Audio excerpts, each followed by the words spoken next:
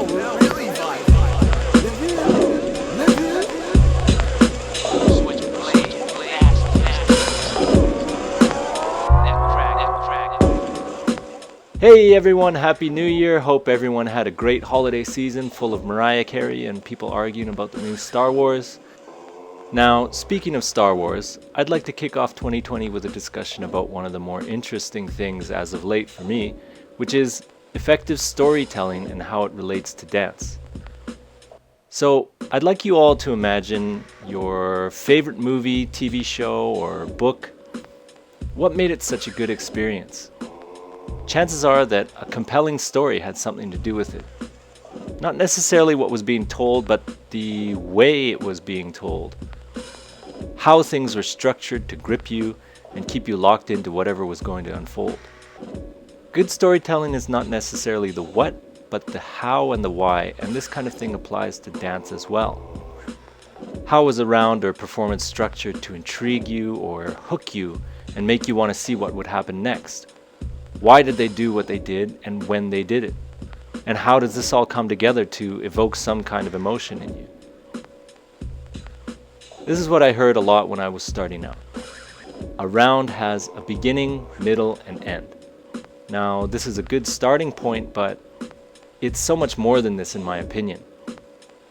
One of the few memories that stood out from elementary school was my teacher explaining the basic structure of a story arc. You had a beginning, but the middle was all about building up to some kind of climax or significant moment, and then soon after that came the end. But it's this build-up that becomes so important. You build up anticipation and curiosity in what you're going to do and where you're going to take it with the audience. When you dance, you're performing and telling a story for people to see. So it's important to think a bit about how all this flows and fits together to an extent. It's this contrast of highs and lows that becomes so important. Imagine a story that is super flat and doesn't ever build up to anything exciting or interesting. Boring. That's not good.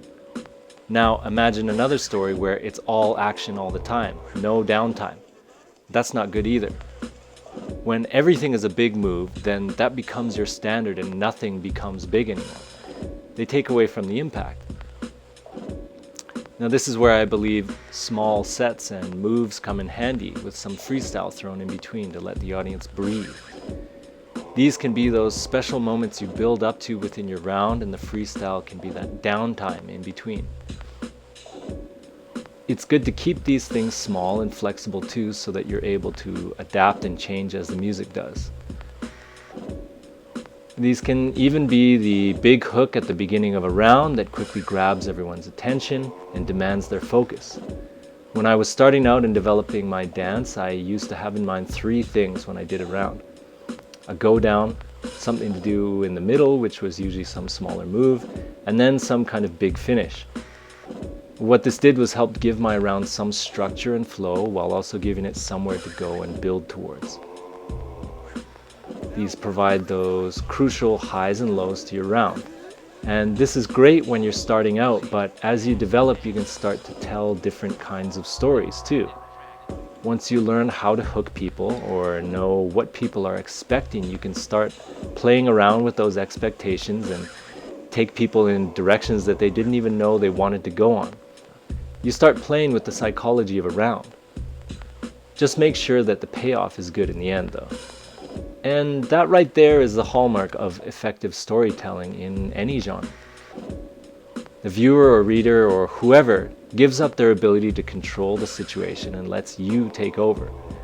They forget for a moment that they're even there, get on the ride, and go wherever it takes them, as long as it keeps them engaged.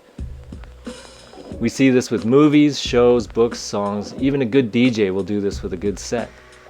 Going on too long or having things that don't connect logically, though, can take the audience out of this.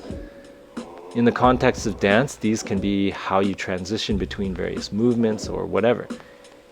It's what separates a good dancer from someone who's just throwing out moves. At the end of the day, though, stories are supposed to make us feel something. They're supposed to evoke some emotional response in the audience, regardless of the medium. Dance in some ways can be a really difficult style of storytelling too, because it can be live and improvised in the moment.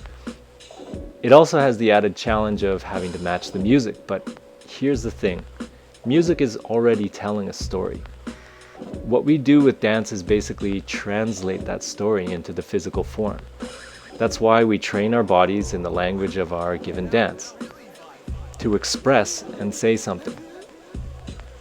But this is a good topic for another conversation. Let me know in the comments how you feel about storytelling and dance, or if you have any questions, I'd be happy to answer them. Once again, thank you all for watching. I really appreciate everyone who takes the time to view these videos, and I really hope you're getting something out of it. If you are, please do me a favor and like and share the video. It really helps me out a lot.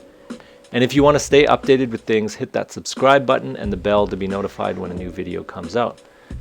I also want to thank everyone who's supporting me on Patreon. You're all the best. If you're interested in supporting and getting to see some of the behind the scenes stuff that goes on with this channel, click the link below. I provide things like behind the scenes or cut content or scripts beforehand, and you can get early access to videos before they come out on YouTube. And with that, I'll see you all next time. Peace.